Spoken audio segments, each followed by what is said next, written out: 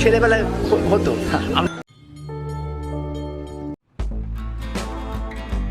কলকাতা সকাল থেকে রাত পর্যন্ত ছুটে চলা এক ব্যস্ত শহর, যার আনাচে কানাচে ছড়িয়ে রয়েছে অজানা গল্প আর ইতিহাস।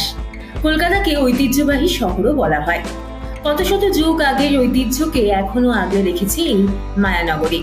তবে সময়ের সঙ্গে সঙ্গে অনেক কিছু হারিয়ে যাচ্ছে, নাম লেখাচ্ছে ইতিহাসের পাতায়। যেমন কলকাতার 151 বছরের ঐতিহ্যবাহী ট্রাম।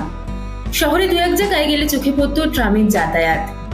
এতদিন রাস্তায় বাস, অটো, প্রাইভেট গাড়ির ভিড়ে শহরের বুক চিরে চলে যেত 151 বছরের ঐতিহ্য।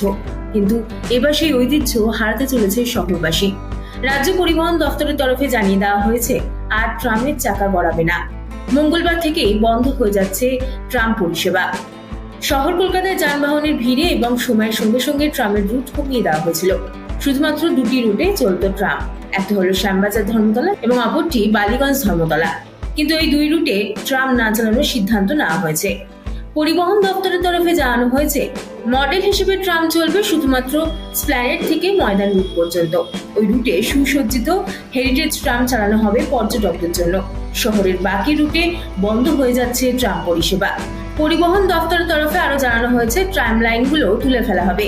ছোট গাড়ির দুর্ঘটনা এড়াতে এই সিদ্ধান্ত নেওয়া হয়েছে বলে জানানো হয়েছে।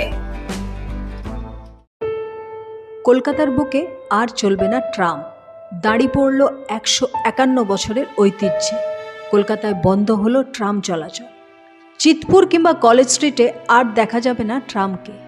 সূত্র মারফত জানা গেছে, দীর্ঘ প্রশাসনিক আলাপ আলোচনার পর অবশেষে শহর থেকে ট্রামকে তুলে নেওয়ার সিদ্ধান্ত নেওয়া হয়েছে। আপাতপক্ষে বালিগঞ্জ ধর্মতলা এবং শ্যামবাজার ধর্মতলা রুটে যে দুটি ট্রাম চলত, তাও বন্ধ করে দিচ্ছে রাজ্য সরকার।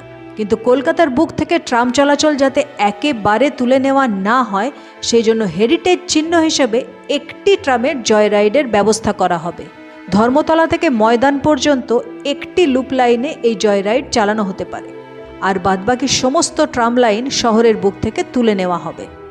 সম্প্রতি শহর কলকাতায় ট্রাম পরিষেবা চালু রাখতে একটি জনস্বার্থ মামলা দায়ের করে ক্যালকাটা ট্রাম ইউজার্স অ্যাসোসিয়েশন। মূলত এই মামলার জেরে সরকারের ট্রাম নীতি জানতে চায় আদালত। এই প্রসঙ্গে রাজ্যের পরিবহন মন্ত্রী স্নেহাশিস চক্রবর্তী জানিয়েছেন, আদালত এই বিষয়ে আমাদের সিদ্ধান্ত জানতে চেয়েছিল। আমরা বলেছি, ময়দান ধর্মতলা ছাড়া বাকি কোনো রুটে ট্রাম চলবে না। শহর জুড়ে তুলে নেওয়া হবে ট্রাম লাইন।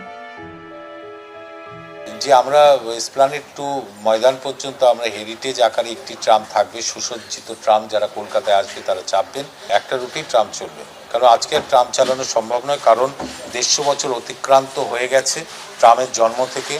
ভারতবর্ষে আরও 15টা শহরে ট্রাম উঠে গেছে এবং রাস্তার পরিমাণ বাড়েনি, কিন্তু যানবাহনের সংখ্যা প্রচুর বেড়ে গেছে।